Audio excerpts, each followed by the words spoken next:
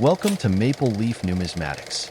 Today, we're exploring a fascinating aspect of Canadian history through the lens of the 5-cent coin, from its inception in 1858 to 1954.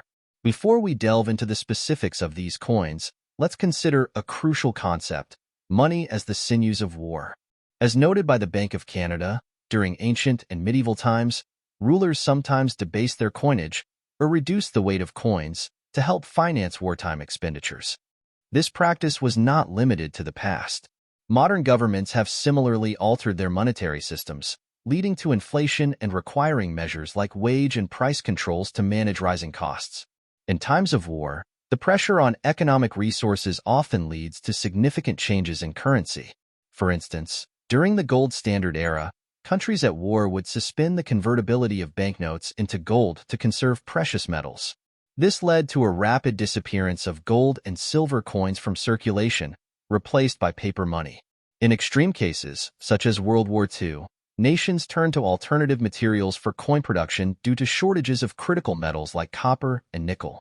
Today, as we examine the Canadian 5-cent coin, we'll see how these broader economic principles influenced its design and composition through various historical periods.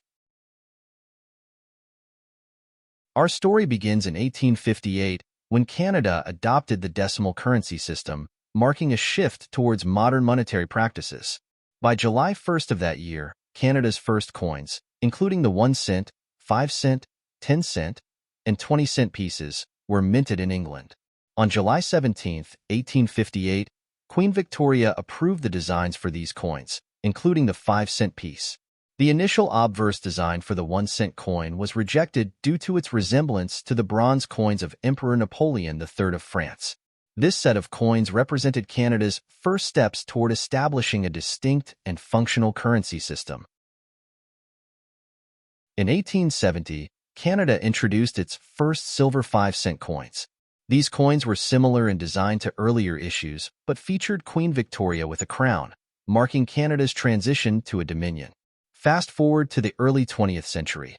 In 1901, the Ottawa Mint Act allowed Canada to mint its own coins. The Ottawa Mint officially opened on January 2, 1908, with Governor-General Earl Grey striking the first 50-cent piece, symbolizing Canada's growing autonomy in managing its currency. By World War I, economic pressures led to significant changes in coinage.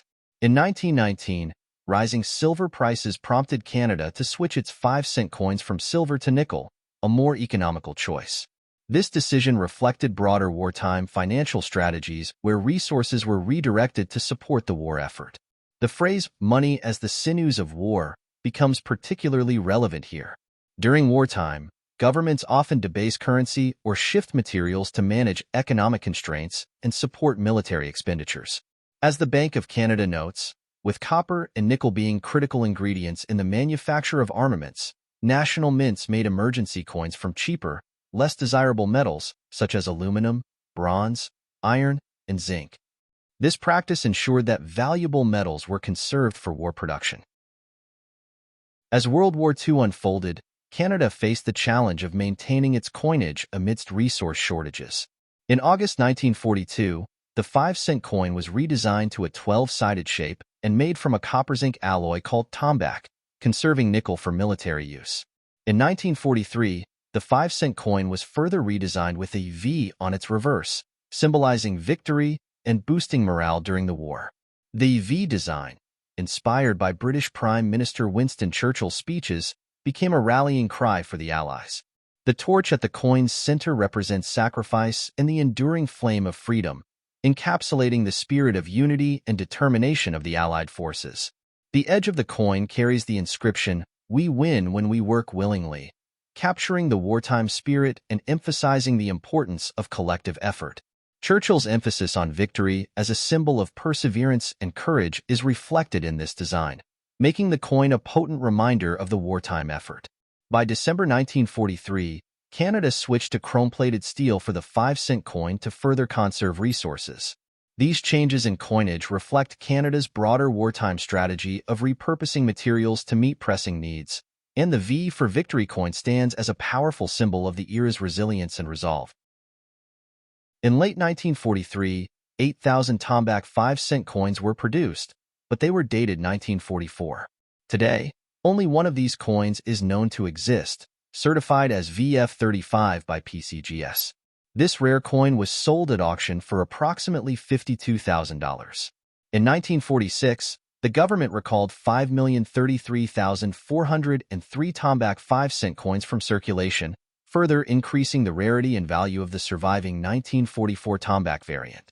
While the standard 1944 5-cent coin holds modest value, the rare Tombac version in VF20 grade is estimated at around $88,000.